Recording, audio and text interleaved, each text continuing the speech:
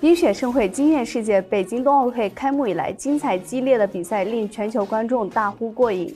刺激的体育竞技之外，北京冬奥会的绿色低碳也引来人们的喝彩与关注。那么，绿色冬奥究竟体现在哪里？之后的举办城市将如何借鉴北京经验？中国又如何通过冬奥会促进团结、和平与共同富裕？我们现在就来连线联合国前副秘书长、“一带一路”绿色发展国际联盟主席 Erik Solheim. Hello, Erik. Glad to see you. 你好, hello everyone in China. It's also a great start of the Year of the Tiger, which I hope will give us all strength, and the spectacle of the Beijing Olympics, because it's great for all of us. Beijing Winter Olympic Games is the first sport event taking place on time since the pandemic. What does this mean for the world? I think people in the world now largely very desperate for entertainment, joy, coming together, having a good time, because so many people have been suffering and so many people have been lonely and isolated because of the necessary isolation during the COVID times. So this has been a great time for people to come together to enjoy something funny and joyful. How do you comment on the opening ceremony? I think everyone was very happy with the opening ceremony because it went fantastically well from a technical perspective, but it underlined the idea that we are one humanity, that we need one common platform for humans. There's an old Indian saying which says that the whole world is one family, and that was highlighted with this great ceremony. You know, the official motto of Beijing Winter Olympic Games is "Together for a Shared Future." What's your understanding to this motto? I believe that if we work together in the world, we can resolve all main issues. COVID-19, climate change, trade, economic development, bringing every human out of poverty, whatever is the main issue over time, we can resolve them if we work together. The United States and China, Europe and India, if we all work together, we can resolve all these issues. That's the shared future. If we don't work together, if we allow someone to split us, we will have a much harder time reaching our common goals. Togetherness is the topic that we want to express during the Beijing 2022. So, do you think what kind of role sport will play to get all the people together? I believe together is the most important word in the world today, because again, together we can create a much, much better future for humankind. Isolated in conflict, we will achieve very little. Together, only the sky is the limit. And sports is a great way of bringing people together, because you can be a star and you can be Chinese, American, Norwegian, German, whatever in winter sports. And if you include the summer sports, of course, you can be a star from Ethiopia or Kenya or whatever part of the world. So there are opportunities for everyone in sports. You also took part in some sport exchanges like ping pong. Do you think how we can enhance sport exchange globally? Yeah, I think the ping pong diplomacy, which came before the great visit of President Nixon to China in 1972, remember that started by ping pong players starting playing together. And then, of course, Premier Zhou Enlai and Foreign Minister Henry Kissinger of the United States started this diplomacy, ending up in the beautiful city of Hangzhou, with the Hangzhou spirit, as I said, at the West Lake. And that was the spirit of finding compromise. They left aside some of the most difficult issues between the United States and China, and they focused on what they could achieve together. And I think that Hangzhou spirit, which was started by ping pong, we should adopt today also. And let me add that in my home city of Oslo in July, we will arrange so-called Waldner Leo Cup, because the greatest maybe non-Chinese ping pong or table tennis player, Jan-Åge Waldner from Sweden, and the greatest Chinese, that is one of the greatest Chinese, Leo Gulin, they will come together, and present-day players will come together, and we'll have also a great European Chinese business summit focusing on green tech. So that's a way of using sports to bring people together, but also to achieve green goals in society. Your home country, Norway, is very good at winter sports. In your opinion, how can China and Norway cooperate in winter sports?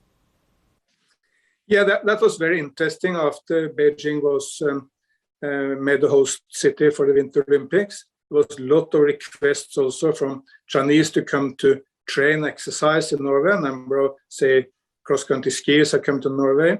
There were even some Norwegian famous sports athletes who started being coaches for Chinese teams. So there was a lot of coming together because we have 100 years of history on some of these winter sports. Interestingly enough, while northern China, like Heilongjiang or Inner Mongolia or Hebei, because are very cold places, there tend not necessarily to be so much snow, and there's been little traditional skiing. But now we see also China coming up with great art, really fantastic artists in snowboarding and other sports. What will you do to enhance multilateral sport exchange in the future? I think we need simply to stay on this message that sport is good. We should not start the negative idea of boycotts or punishing each other. We should use sports as an area of dialogue. I mean, obviously, it's not like sport will make all differences and disagreements in the international community disappear. I mean, they will still be there. But sports makes an opportunity to come together, to have a dialogue when we disagree, and to celebrate together and create the spirit of one common humanity. We all know some countries launched the diplomatic boycott. How do you think about their behaviors?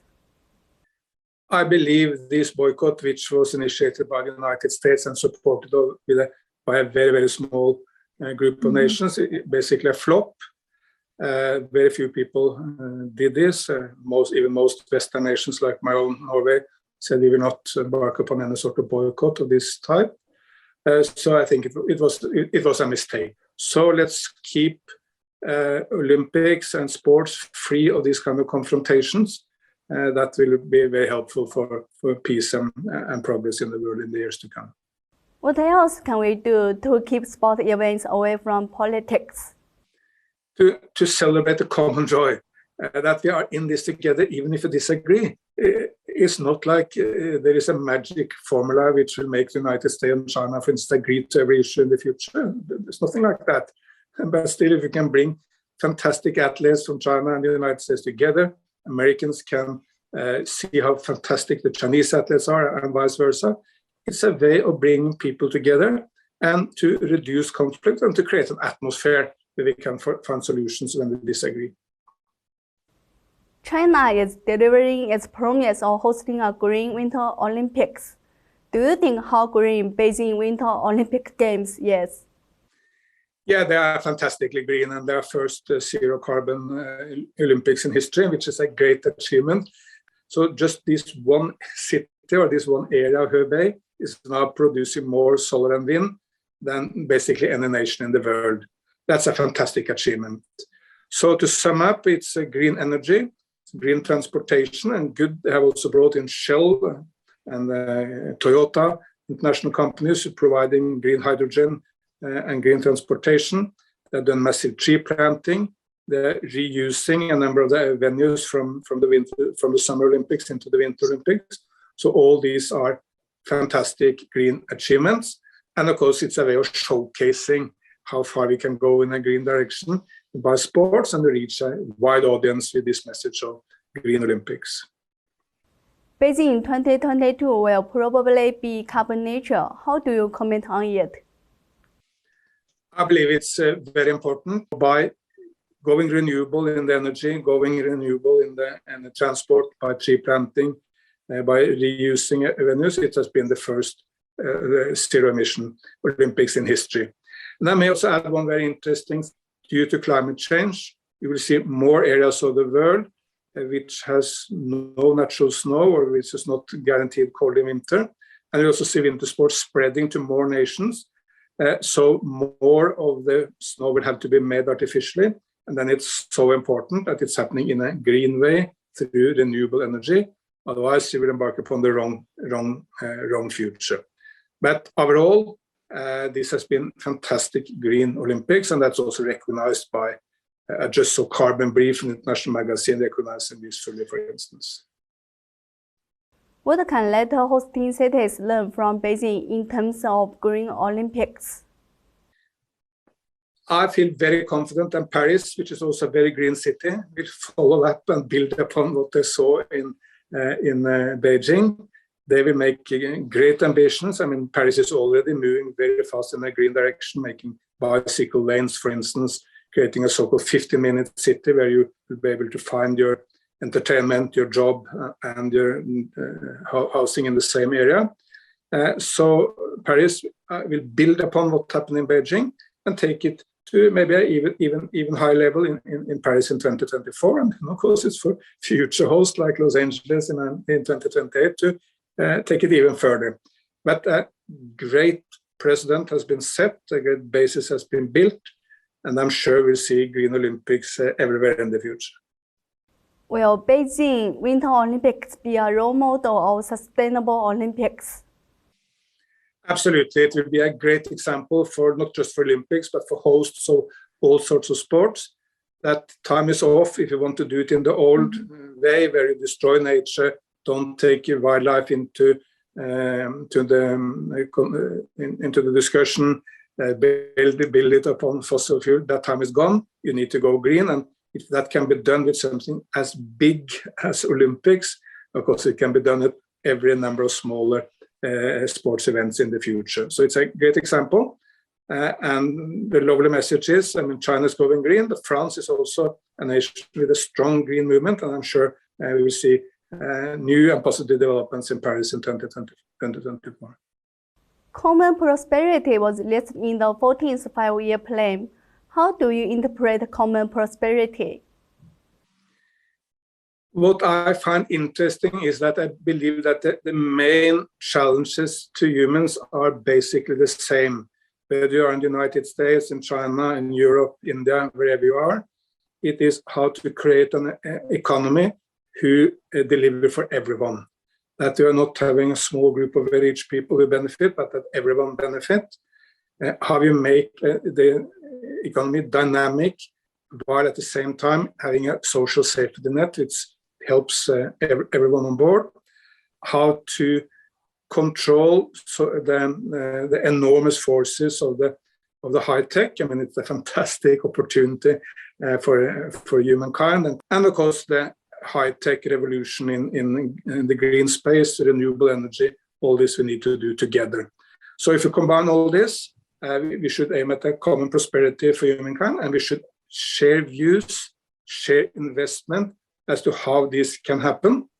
And as an example, I mean, if you are a coal worker in, say, Shanxi province of China or in Kentucky or the United States, it may be less obvious that green revolution gives you a fantastic future than if you are a high-tech worker in Guangdong or in California. So we need to bring everyone on board, and that's a common issue for humanity. How has China used the Beijing Winter Olympic Games to promote unity, peace, and common prosperity? Yes, that's what we have discussed throughout this discussion. You should focus on the fact that we are one family in the world, we're in it together. And while sports is a competition, it's also a way to bring people together and foster friendships. All right, thanks, Erik. See you next time. 正如 Erik 所说，奥运会不单单是全球运动员们争金夺银的舞台，也是一个增进友谊、团结各国人民的舞台。无论来自何地，我们都是一个大家庭，应该共聚一堂，欢庆盛典，努力让奥林匹克圣火生生不息。